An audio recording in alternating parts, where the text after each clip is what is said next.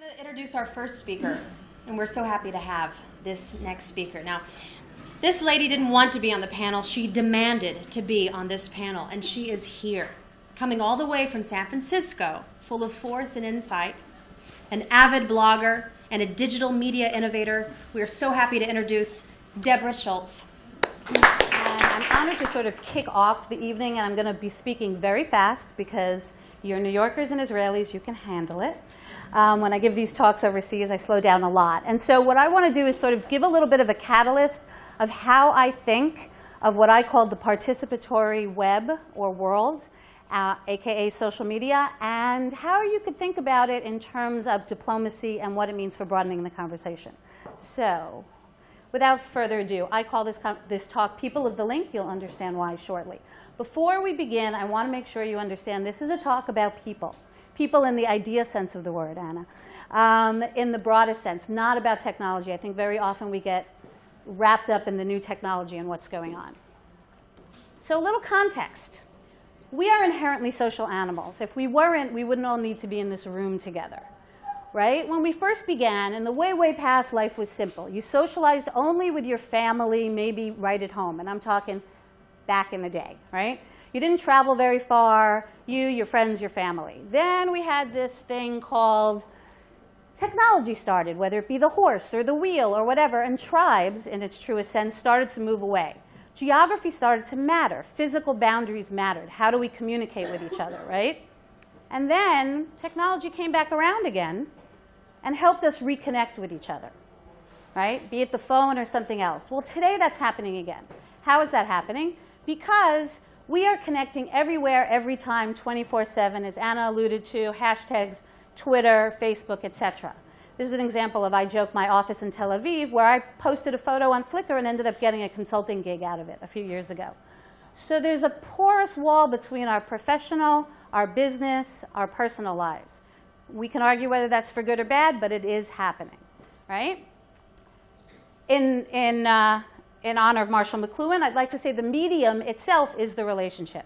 I have connections with people around the world that I've never met. And people always ask me, are these relationships real? And I always say, yes, they are very real. However,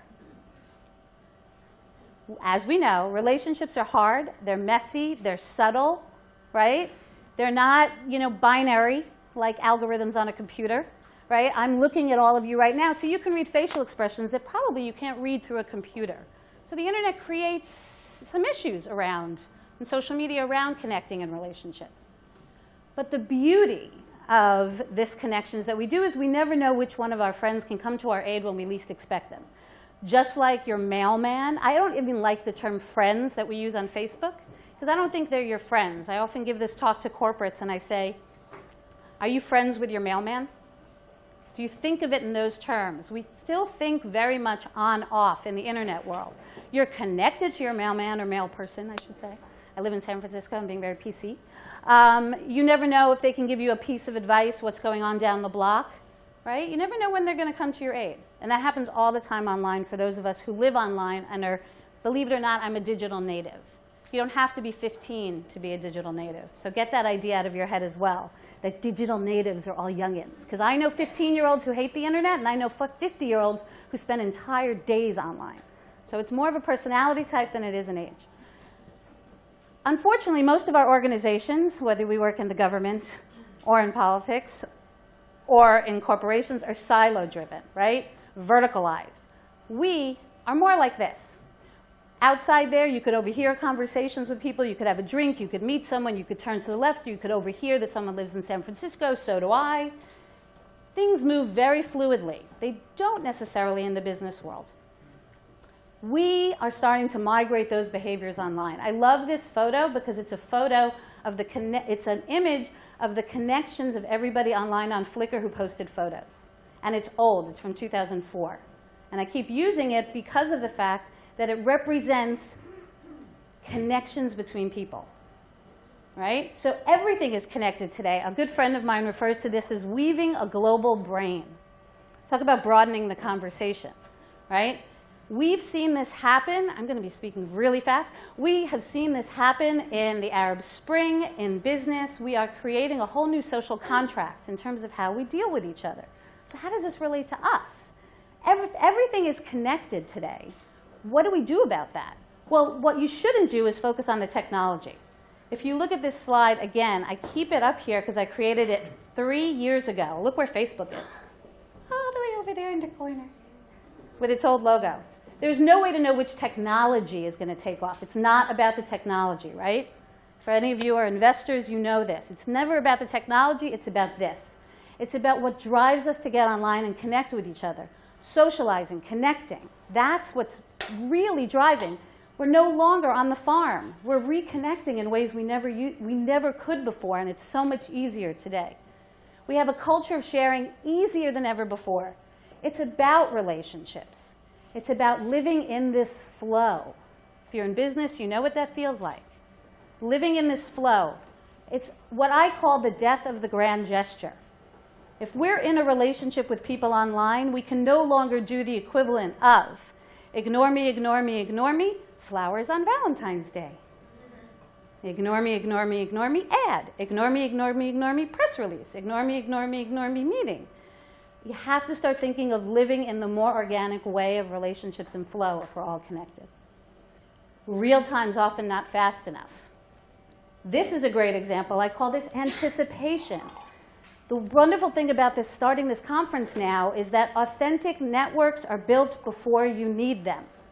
You can't parachute in on the last minute. So this is an example of a bunch of folks who were all stuck in Europe during the volcano and created a conference on the spot.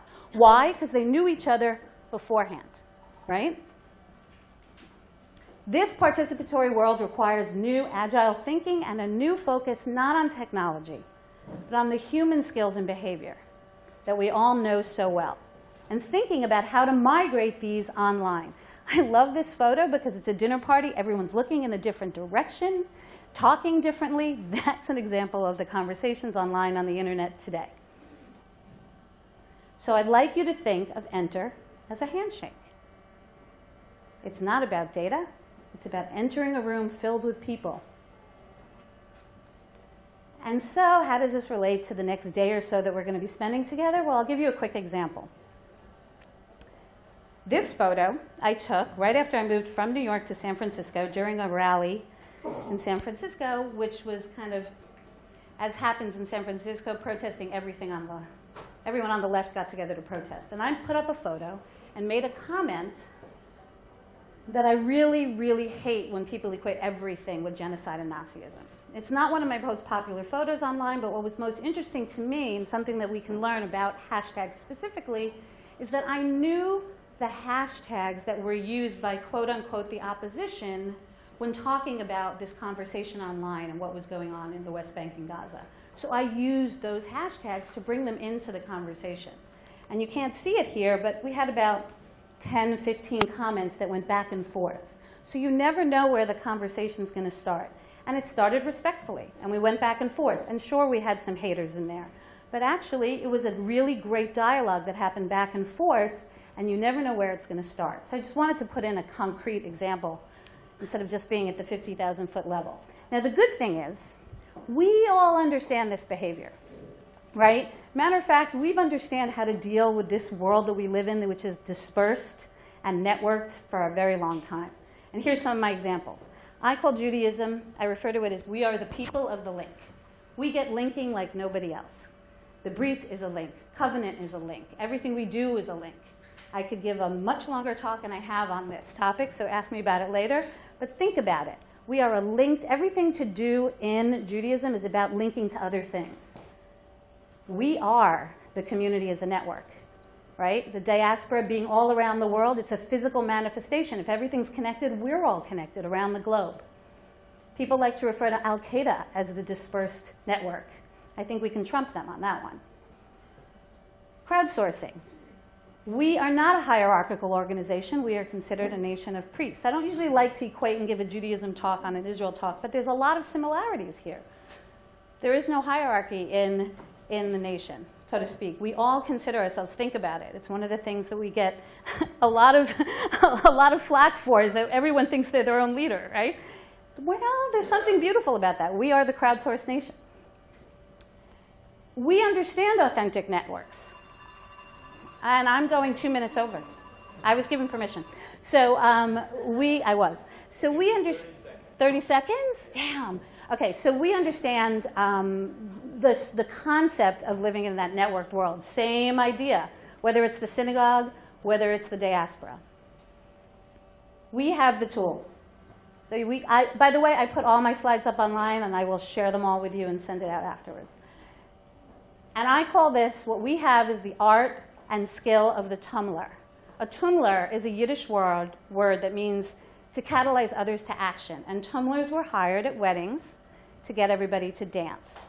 In a world where we're all connected, what we need to learn how to do is to catalyze others to action and connect conversation. And I think that we get that more than anybody else. So you can think about the skills of a tumler.